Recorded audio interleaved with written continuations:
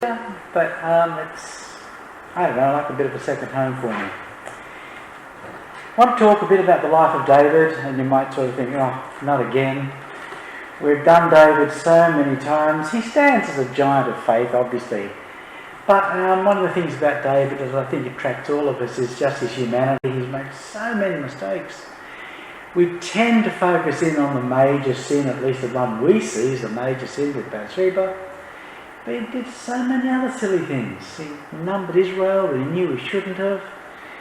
He laid the Moabites out on the ground and cut the heads off and hung the sons of Saul and all sorts of things. And we might think, how can someone like that have a heart that's like God's?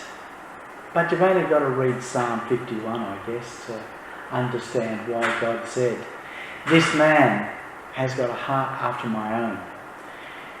I want to have a quick look again at the sin with Bathsheba. And again, you might say, oh, not again.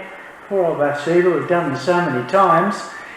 The fact is, though, I want to try to find something a little different, but to carry some messages out. It's all very well to look at the story, and I guess, the message is, don't look at beautiful women washing themselves. Well, I don't quite think that's the message. What we should be looking at is some other messages that we are tempted to actually miss. So we're going to have a look at that. David, we know, was up on his rooftop and he's looking out, and there on the people surrounding, he looked down and there was a very beautiful woman bathing, and he was overtaken by lust and sent messages to find out who she was. And when they came to him, they told that she was Bathsheba, the daughter of Eliam and the wife of Uriah the Hittite. That didn't stop David. He still went and took her, and they had sex, and she got pregnant. And in those days there was no abortions, and so things got messy, so he made sure the husband was brought back from the battle, sent down to the house to make sure the baby would look like it's his. That didn't work. And it's after that we are struck with the deception of David's sin, the lengths he went to. It wasn't done in the heat of lust this time. This was done planned slowly and deliberately. I think we're all probably a bit amazed at that, but I hope today we might see some sort of pattern in it.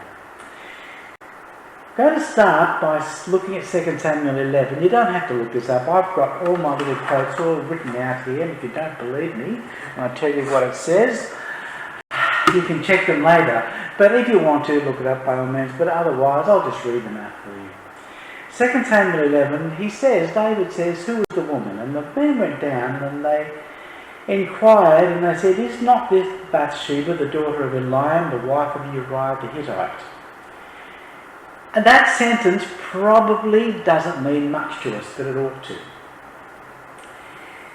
The daughter of Eliam, the wife of Uriah, that should have rung bells with David. He knew exactly who this was. If you look at 2 Samuel 23, it tells us that Eliam was the son of Ahithophel of Gilo. Bathsheba was Ahithophel's granddaughter. Ahithophel had a child, Eliam, and Eliam had a child, Bathsheba. This was a family David knew. He knew them intimately. This wasn't a surprise. He might not have been able to recognise from his roof who this woman was, but when they came with the news, he knew exactly who it was. Ahithophel was his greatest counsellor. It was said of Ahithophel that to inquire of Ahithophel was like inquiring at the oracle of God. It was David's greatest and closest counsellor, and this was the granddaughter. And not only that, but when you have a look in 2 Samuel 23, you'll find that both Eliam and Uriah belonged to David's Praetorian Guard. They were his closest soldier confidants. This family wasn't new to him. If you read through that chapter, you'll find it talks about David's famous soldiers. It says there's famous 3, and it names 3 famous soldiers that did great feats. Then it names another 3, the 3 not as good as the first 3, but another 3 that were famous. Then it names the famous 30. were, as I said, these are the Praetorian Guard of David. These were his bodyguards. These were his armour bearers. These were his closest confidants. And who was in it? Eliam, the father of Bathsheba, and also Uriah the Hittite. David knew these people. He knew them. When David was on the top of his palace looking out, whose houses would have surrounded the king's palace? Remember, in those days there's no temple. Solomon hasn't built the temple yet. The most prominent place in Jerusalem was for the king's palace. Who do you think surrounded the king's palace? All the slums of Israel? No, I don't think so. I think all the top echelon of society, all the princes and the king's friends, they were the ones that surrounded it. So when he looked down, he was looking down on houses of people he knew. And so what happens? He still takes this woman, and I wonder what went through his mind. I can't pick it all, but I'm wondering whether he just thought that he could cover it up anyway. He was still going to go ahead with what he wanted to do. But then God said some terrible things are going to happen because of this. And sometimes we look upon the promises that God made here as though God made them happen. God didn't make them happen. They were a consequence of David's stupidity. They were a consequence of what he set out to do. The worst thing that happened to David was the rebellion of his son Absalom. And that happened about 10 or 15 years later. Absalom rebelled against David and took the kingdom from him. And when he did that, who was the first person he went to get help from? When Absalom decided to fight against King David, who would you expect him to go? The last person you would think he would go to would be David's best friend. But that's exactly who he went to. 2 Samuel 15:12, while Absalom was offering sacrifices, he also sent for Ahithophel, the Gilonite, David's counsellor, to come from Gilo, his hometown. And so the conspiracy gained strength, and Absalom's following kept on increasing. Why do you think Absalom went to Ahithophel? He was David's right-hand man. He was David's counsellor. He was the most intimate friend of David. Why would he swap sides? Well, we know now, don't we? Because David had humiliated his granddaughter. David had shamed his granddaughter. That's Ahithophel's granddaughter. And Ahithophel was just waiting for the chance. Just waiting to have a crack back at David. And this is the first lesson I wanted to take away from this today.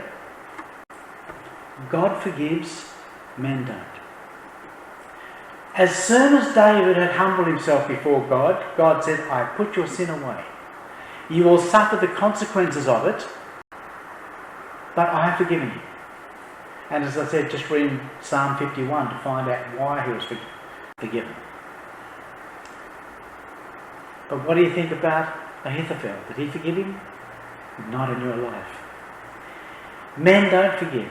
God does, but men do not forgive. And I think sadly, I've got to say, I've seen in the brotherhood people who have harboured hatred, people who have harboured enmity against other brothers and sisters for things that they feel they have done. And they may have done wrong. But every one of us need to forgive. We need to forgive people. Whether it's a real wrong or whether it's a perceived wrong, we need to forgive people. And that was something Ahithophel could not do. He couldn't bring himself to forgive David for what God had forgiven him for. 2 Samuel 15:31. And it was told David, Ahithophel amongst the conspirators with Absalom. And what did David do? David was terrified. He knew that Ahithophel was his biggest asset and now he's lost it. And so where does David go? He goes to God. And David said, "O Lord, I pray thee, turn the counsel of Ahithophel into foolishness." He said, "Please God, don't let Ahithophel give the wisdom that he gave to me to Absalom. David was terrified of that. 2 Samuel 16, verse 23. In those days the counsel of Ahithophel gave was as if one consulted the oracle of God. So was all the counsel of Ahithophel esteemed, both by David and by Absalom. He was a big asset, this guy. And for him to swap sides was something huge. And we know why he swapped sides. He swapped sides because he could not forgive. And oddly enough, by this stage, his granddaughter is now married to David. So you might argue with Ahithophel says, well, now David is her husband, so I don't wish any harm. No. He wished David all the harm that could possibly come on him for what he had done 15 years ago. And all that because it was Ahithophel's granddaughter. And it was something which Ahithophel was not going to let go of. So out of all of that, we can take that Bathsheba was Ahithophel's granddaughter. David had humiliated his granddaughter and had murdered his grandson-in-law. So all of that lay in the heart of Ahithophel, telling us again that God can forgive, but human beings very often don't. And so Absalom goes and he asks Ahithophel, what will I do? What will I do to make all the people join me and rebel against David? What shall I do to make sure that I win the hearts of the people? And guess what Ahithophel says? When you see it, you'll say, that's why. 2 Samuel chapter 16, verse 21-22, and Absalom said to Ahithophel, give your counsel, what shall we do? Ahithophel said to Absalom, go into your father's concubines, whom he has left to keep the house, and all Israel will hear that you have made yourself odious to your father, and the hands of all of those who are with you will be strengthened. So they pitched a tent for Absalom upon the roof, and Absalom went into his father's concubines in the sight of all Israel. Can you see the justice in that? You humiliated my granddaughter. Take all of your wives on the roof in sight of all the people, and your son will humiliate you in exactly the same way. That was his first piece of advice. Get even. And by the way, where did it happen? Where did Absalom do that act with David's concubines? On the very roof that David had walked and seen Ahithophel's granddaughter. Not only Ahithophel hadn't forgiven, he had plotted and planned to make sure he would humiliate David as much as he possibly could. And I come back to exactly the same theme. Please, for all of us, forgive what's been done to us.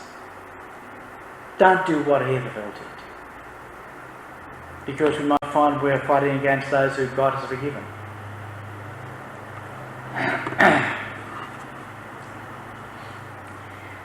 And so the prophet Nathan, and there's a bit of confusion in this story too, by the way. There's two Nathans in this story, so just got to make sure we know which one's which. There's a Nathan the prophet, and there's Nathan the son of Bathsheba. So there's two Nathans that turn up, so we've just got to be careful. This one's Nathan the prophet.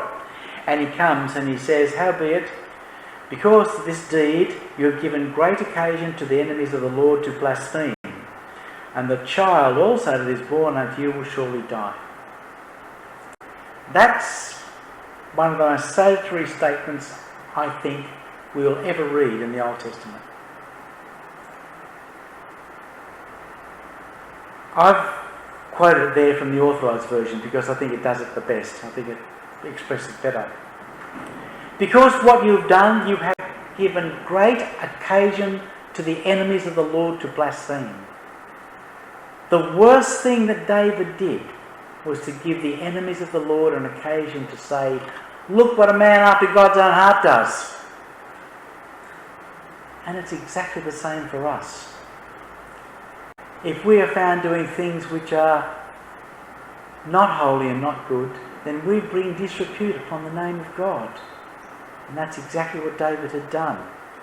You are brought on this great occasion of the enemies of the Lord to blaspheme. And Peter picks up exactly the same thing when he writes his letter. 1 Peter, in chapter 2, he says, "Maintain good conduct amongst the Gentiles, so that in case they speak against you as wrongdoers, they may see your good deeds and glorify God on the day of visitation." He says, maintain good behaviour amongst the Gentiles. Maintain a pattern of a Christ-like life. Why? Will that save you? Will you be able to get to God and say, "Wow, I lived a really good life"? No, it's not going to save you. We're saved by grace. But what will it do? It will not give the enemies of the Lord occasion to blaspheme. And that's exactly what the Romans were doing. When the Romans took people and the Christians, and that happened around about AD 90, I think, when it actually became, under Trajan, it became illegal to be a Christian. So they were actually persecuted for simply bearing the name Christian. And they were accused of all sorts of terrible sins. They were accused of incest because they called their wife their sister. They were accused of cannibalism because they ate the body and blood of their Lord. And they were accused of rebelling against the gods of Rome because they refused to worship. But if they were innocent of all of those things, they would still suffer. They wouldn't get away from suffering.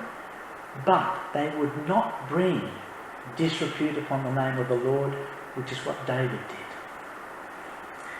2 Peter chapter 2, "And many will follow their licentiousness, and because of them the way of the truth will be reviled." Believers who do not walk in the steps of Christ bring reviling upon Christ and God, just like David did. And it's a lesson that every one of us should keep close to our heart, that we are being watched all the time. And there are people who can hardly wait to find fault.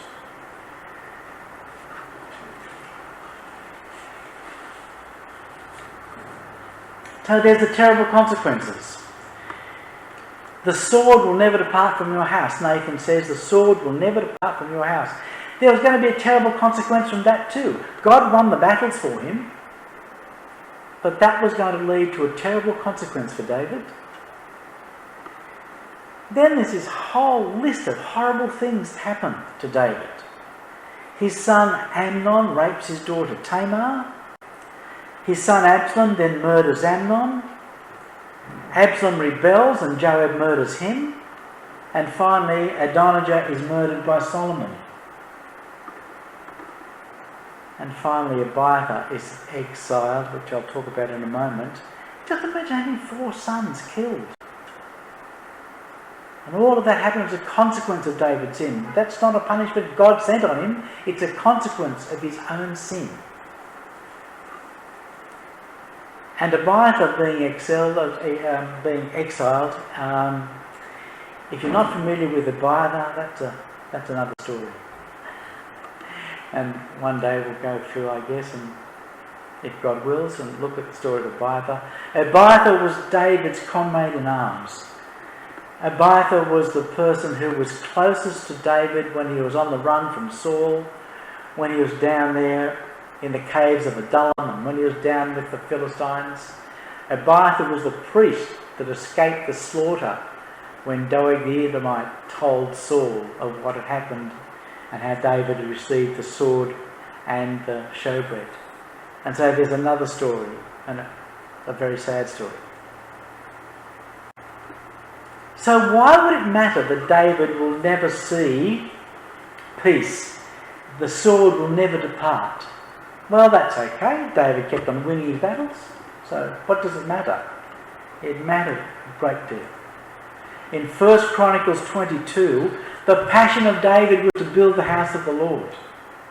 He said, "While I live in a palace, the house of the Lord is a tent. I want to build God a house."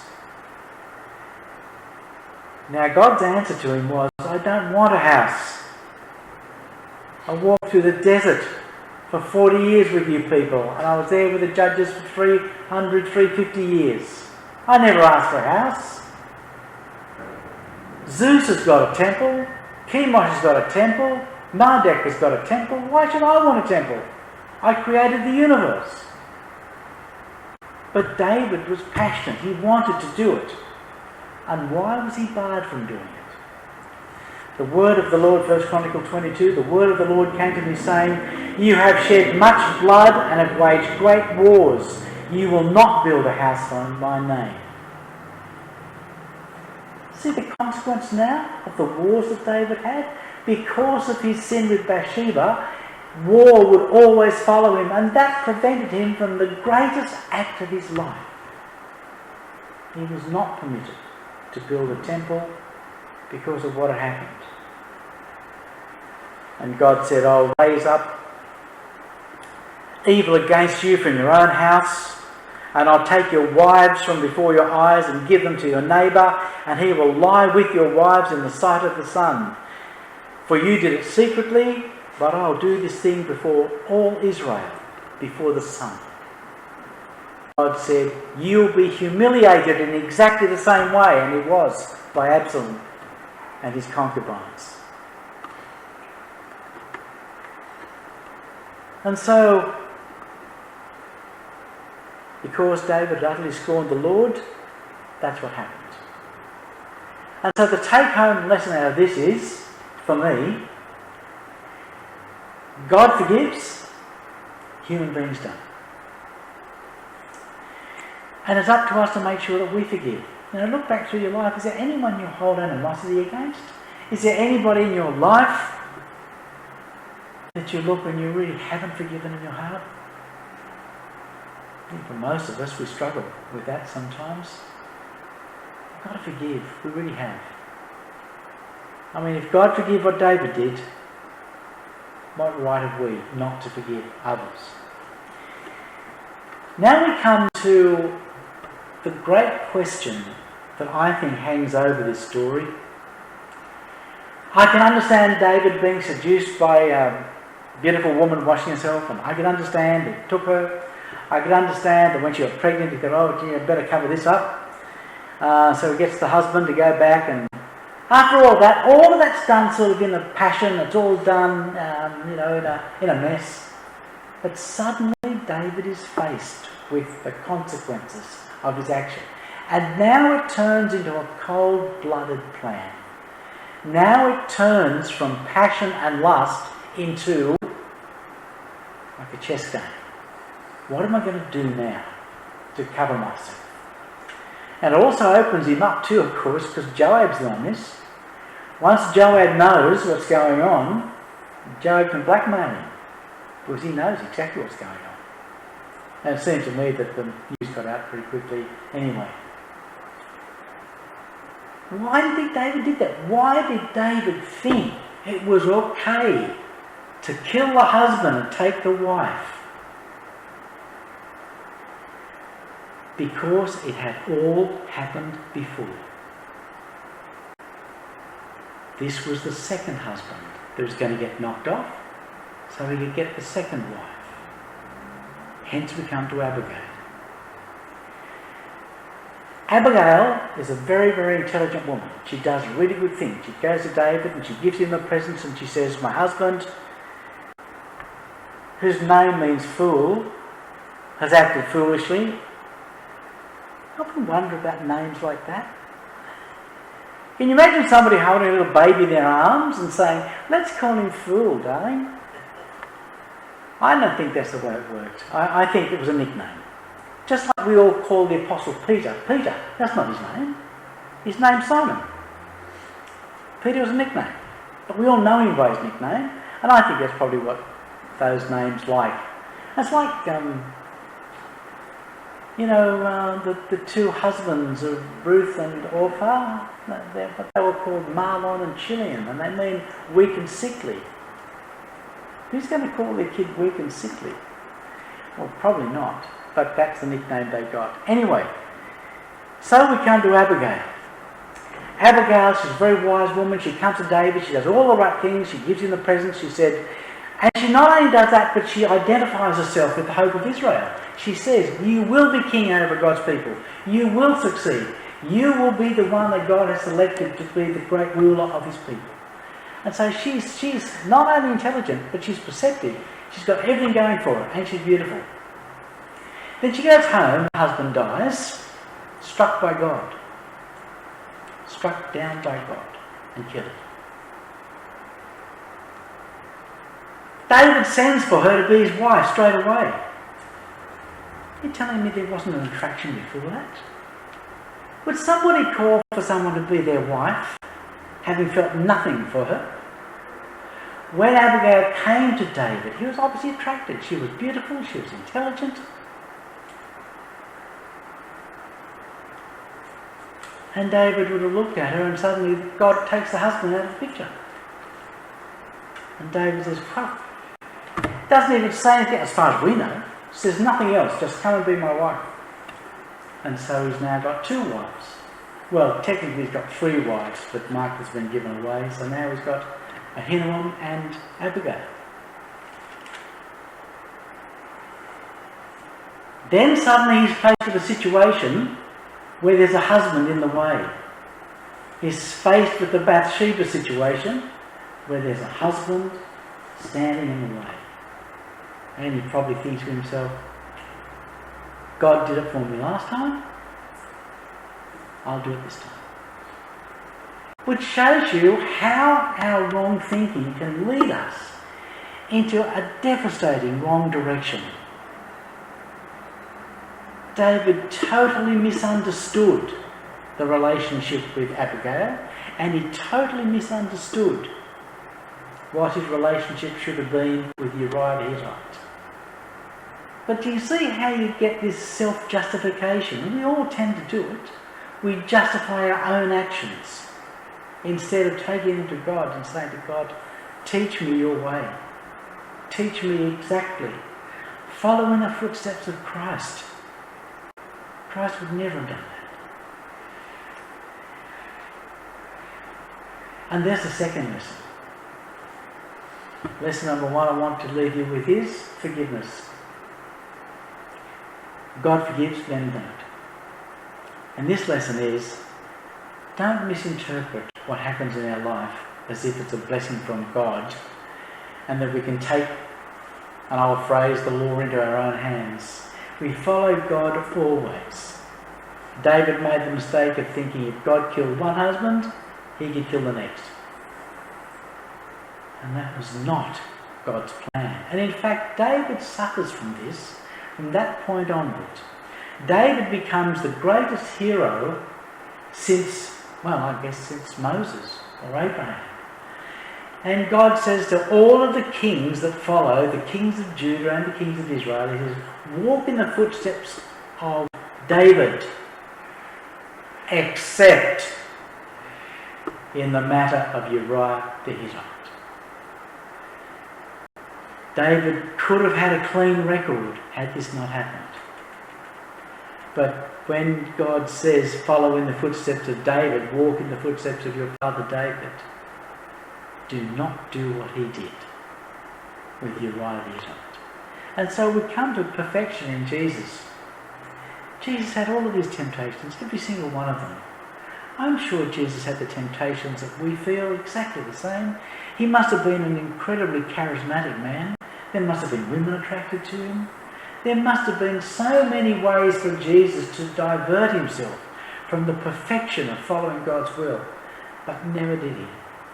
And we're left behind, obviously, making our own mistakes. We make our mistakes. But nonetheless, the pattern, and our pattern, it's not like David. We haven't got to say walk in the footsteps of Jesus, except for us it's walk in the footsteps of Jesus. It's perfect. And that's why we're here this morning, just to take a little bit of wine, a little bit of bread, and to remember that we might be able to walk in his footsteps.